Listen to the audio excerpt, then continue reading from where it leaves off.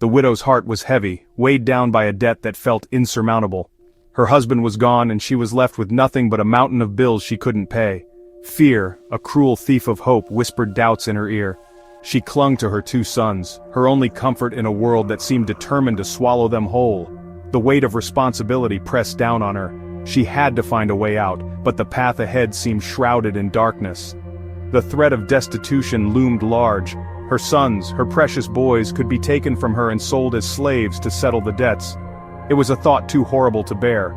Desperation gnawed at her, yet deep within her a flicker of faith refused to be extinguished. The prophet Elisha appeared before her like a beacon of hope. His presence was a balm to her weary soul, a promise that perhaps things were not as hopeless as they seemed. "What do you have in your house?" he asked, his voice filled with compassion. The question startled her. What could she, a woman stripped bare by misfortune, possibly have that would be of value to a prophet of God? "Your maidservant has nothing in the house but a jar of oil," she replied, her voice barely a whisper. That single jar, a meager possession in a house bereft of abundance, represented the last vestiges of her hope. It was a symbol of her dwindling resources, a stark reminder of the poverty that threatened to consume them.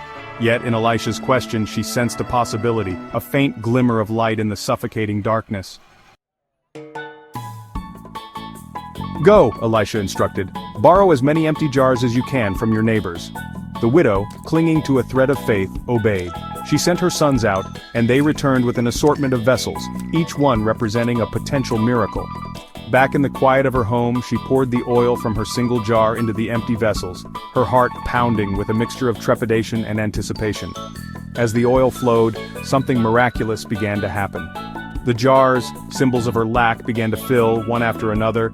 The oil, a symbol of God's provision, multiplied before her very eyes, a testament to the boundless nature of His grace.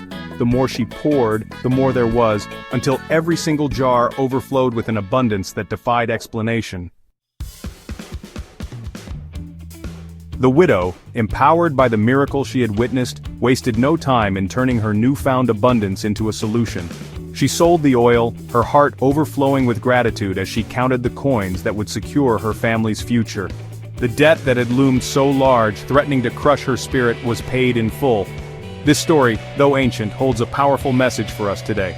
It reminds us that faith, when combined with action, has the power to unlock extraordinary possibilities. It's a call to identify the jars in our own lives, the talents, skills, and resources that may seem insignificant, but hold the potential for abundance. Just as the widow's jar of oil multiplied, so too can our efforts be amplified when we dare to believe and act on that belief.